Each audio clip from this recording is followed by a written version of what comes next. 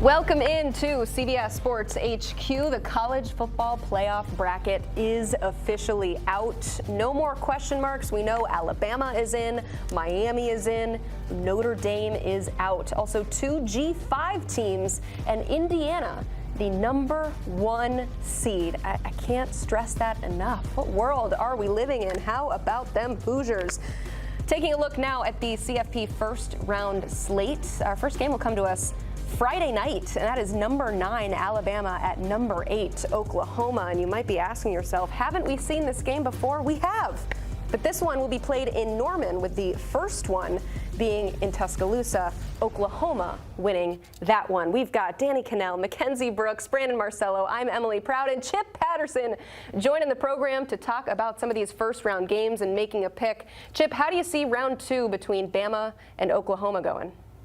I see this is going to be a great opportunity for the Crimson Tide to do a few of the things that they did not do in the first matchup, and that's number 1, take care of the daggone ball. All right, the Crimson Tide outgained the Sooners by a significant margin and yet fell by the narrowest of margin, and I did not see Oklahoma's offense do a lot, especially on a down-to-down basis against Alabama, to think that they're going to be able to all of a sudden wake up and in this off time be able to magically find a new way to have success when they do have the football. Now, I do think it's going to be low scoring again. I think it's going to be a rock fight. I mean, heck, look at the unders in the 40s for you shorties. I think it'll be under 40.5, and I think that Alabama will win covering the 2.5. Danny, already early adopter of that under, the number being 40.5 right now early on, but Alabama is a 1.5 point favorite. How does Sportsline see it? Yeah, I mean, we have them literally, it's a 50-50. Like, the percent chance Alabama wins is 50.2. But it is interesting to see, like, I'm seeing now 2.5 even for Alabama now, so it seems like money is coming in on that side, which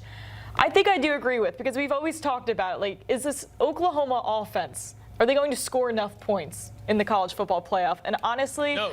I don't think so.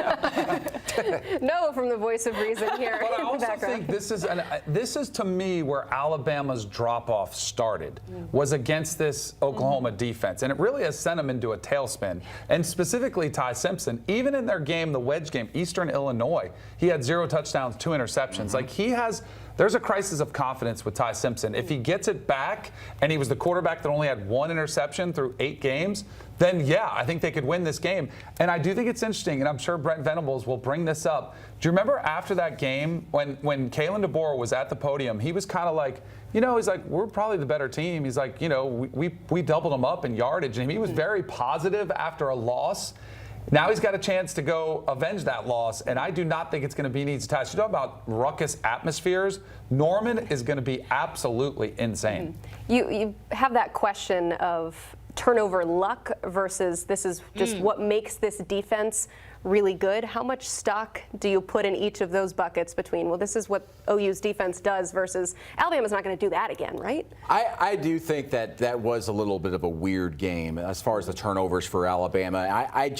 Even on the road, I think it's going to be very difficult for OU to be able to force multiple turnovers, and especially, as I mentioned earlier, Alabama, quote-unquote, should be healthier. They should have most of their guys back. Heck, they sent out a piece of paper to reporters like me and said, hey, we got 13 players who didn't play in the SEC championship game. They're going to be available in round 1. Please put us in the playoff. Well, you're in the playoff now. You're healthy. You should have all your guys ready to go. And, again, protect the football. You protect the football, Alabama. I think they should win on the road in this environment. I've seen OU in person 3 times now. Have not been too impressed other than the Michigan game earlier in the season when Mateer just kind of lifted that team on his back, carried them literally, was running the ball, throwing the ball. But now that he's not really dangerous as a passer, everybody's teed off on him. And I think Alabama's going to go in there and pull off the win.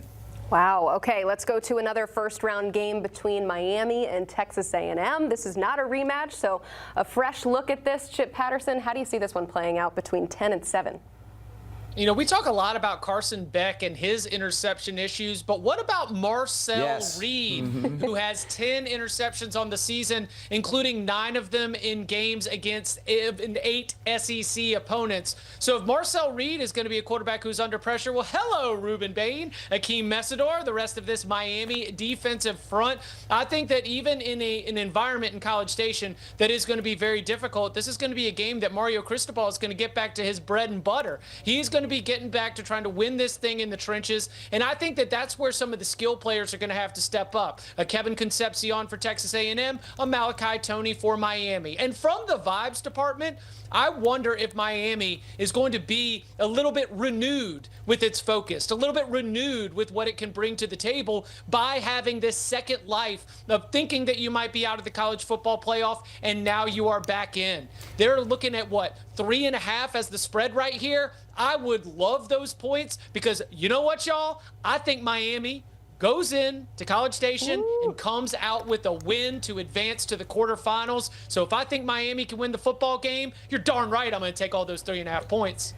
Real quick, how many points are vibes worth? Vibes are, yeah, we code the vibes. It's a good swing. It's a pretty good swing. It's a pretty good swing. All right, we've got some more first-round games we want to talk about. How about Tulane and Ole Miss, another rematch here? Danny, do you anticipate this one going any differently than round one? I think the only thing that's different is that Ole Miss, maybe they want to cruise a little bit and stay healthy for the next round of the playoffs, so they take the foot off the gas. But I do not think Tulane is going to be very competitive in this game. Once we get those first quarter, first half spreads, that's where you're going to want to be looking for most of these round one games who have really big spreads. How do you see it? I see John Summerall freaking out on the sideline a lot, which is going to be must-see TV. That's always what I watch the Tulane games for. But no, I think here, listen, you're going to get a first taste if you're a Florida fan to really see what they look like in a big game type atmosphere. Things would have been learned from the first time they went to Oxford, but no, this is going to be a double-digit loss for Tulane. Juwan Lacey, healthy dose of him running football. Yeah, just make it easy. But how about Oxford? Congratulations on hosting a playoff game after the wild month that you just went through. The Grove. The Grove. So, Chip, we spoke with Dan Lanning, and I think it was pretty telling that none of us asked him, how do you make sure your team does not overlook your first-round opponent in James Madison? Is there anything that you see with the Dukes that could potentially cause some trouble with the Ducks? No, I think this is going to look pretty similar to what Oregon did to Liberty in the Fiesta Bowl a little while ago, where they took them very seriously and blew them out of the water early. I think this is an opportunity for them to be a tone setter, to celebrate with their fans and build a little bit of juice and a little bit of confidence as they try to prepare for what Dan Lanning hopes to be a deep march in the college football playoff, especially after the one-and-done showing from a year ago.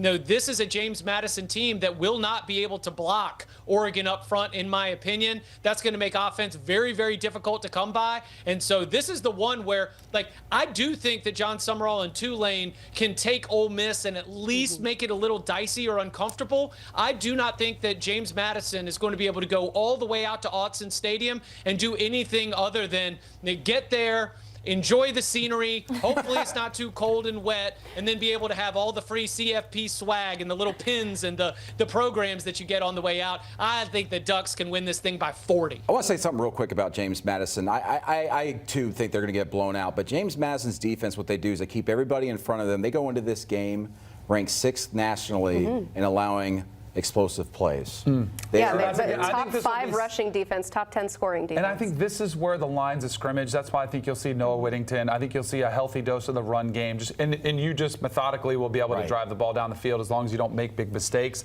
That's the way you would keep this team in the game. Let's just be bigger, stronger, faster than them. 21.5 is the spread in this one. What are the numbers telling you there? Numbers are saying lay it. So we have Oregon with an 88% chance to win this game. Anything you're seeing 80 plus is going to be 17 to 20 points of victory. So when you're seeing an 88, I'd feel pretty confident there.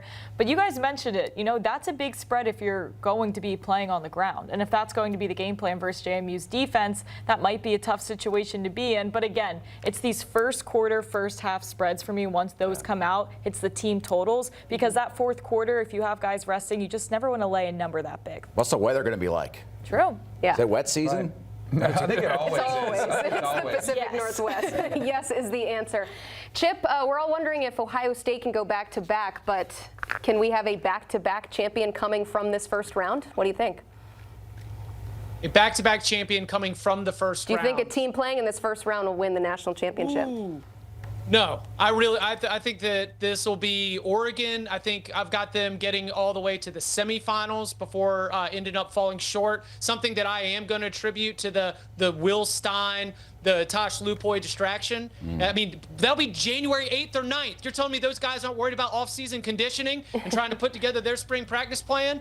I think that we are going to see a lot of Big Ten rolling deep in this field, but I think that in Indiana and Ohio State, I wouldn't be surprised if we end up seeing those two teams meet up again in the championship. So, yeah, I'm Georgia in the mix as well. I don't think any of these first-round teams win it all. A lot of storylines with the coaches. Also, two coaches in this first round have already accepted jobs elsewhere, and that is Tulane and James Madison. But as you said, the assistant coaches, certainly a big storyline in this one, moving on to head coaching positions. But guys, we have games. December 19th, December 20th. Mark your calendars, clear your day. The college football playoff will be here before we know it. We've got winners and losers on the other side.